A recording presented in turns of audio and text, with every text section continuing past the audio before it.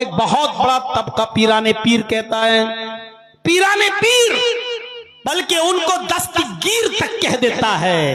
دستگیر جانتے ہو؟ دستگیر کس کو کہتے ہیں؟ اللہ کو گرنے سے بچانے والا دستگیر۔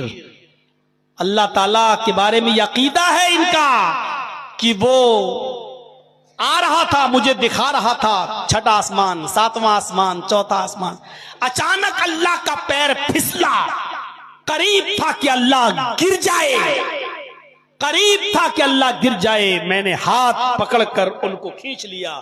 اس دن سے نام پڑ گیا عبد القادر دستگیر۔ اللہ پھسل گیا، اللہ گر گیا، اور اللہ کو گرنے سے بچانے والے کون تھے؟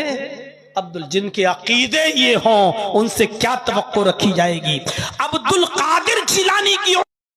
اور یاد رکھنا، یہ مسجد میں پڑے رہ کر کے نکمے بننے کا کام بھی تبلیغی جماعت نے شروع کیا، اس سے پہلے یہ نہیں تھا۔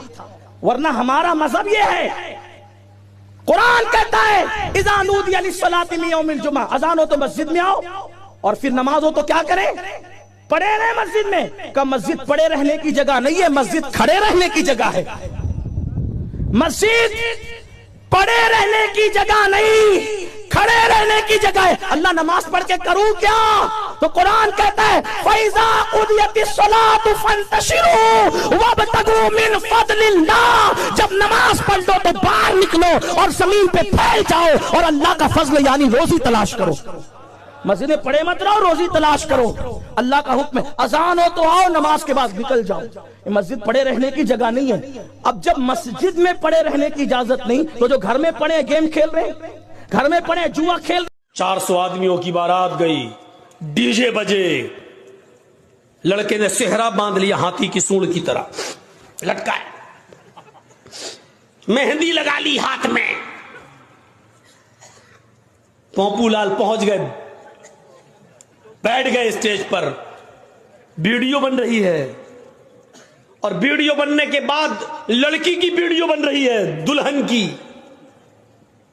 ہیما مالنی کی اماں کی۔ آج وہ اتنی سجی ہوئی ہے، لپسٹک، کریم، پاؤڈر سب کے لگ رہی ہے جیسے وہ ہیما مالنی کی اماں بن گئی ہو، لگی، اس کی بھی ویڈیو بن رہی ہے۔ یہ سارے حرام کام کرنے کے بعد نکاح پڑھنے کے پڑھا جا رہا ہے۔ مولانا صاحب کہہ رہے ہیں نکاح قبول کیا، لڑکے نے کہہ دیا نکاح قبول کیا، اور نکاح کے بعد دعا ہو رہا اللہ شادی شدہ زندگی میں برکت عطا فرما۔ حرام کام کرنے کے بعد برکت کی دعا دے رہا ہو، 2 سال میں طلاق ہو جائے گی۔ زنا کی شروعات لڑکی کی طرف سے ہوتی ہے۔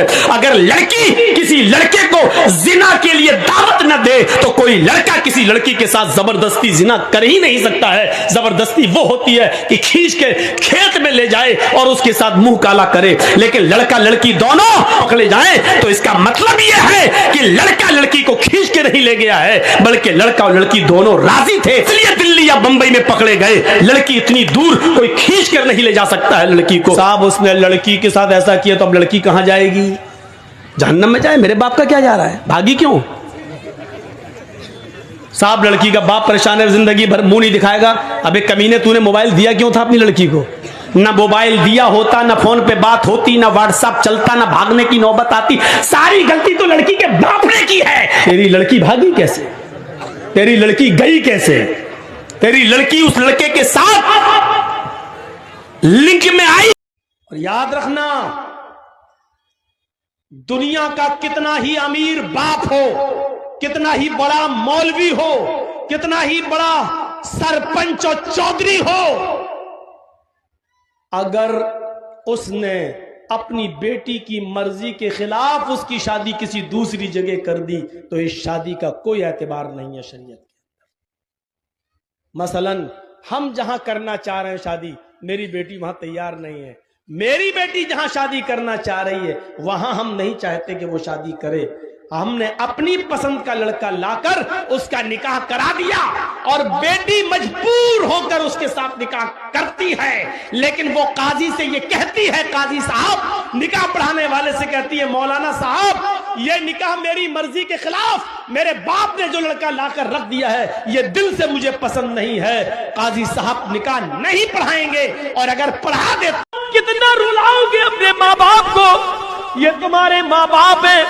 جب تک تم رات کے 12 یا 1 بجے تک باہر رہتے ہو، جب گھر پہ آتے ہو تم سمجھتے ہو میری ماں سو گئی ہوگی، تم سمجھتے ہو کہ میرے باپ سو گئے ہوں گے، لیکن حقیقت یہ ہے کہ تمہاری ماں اور تمہارے باپ اس وقت تک نہیں سوتے جب تک کہ تم خیر و عافیت سے گھر نہ آ جاؤ. میرے نو قوم کے جوانوں، اپنے بوڑھے ماں باپ کے اوپر اتنا بوجھ مت ڈالو.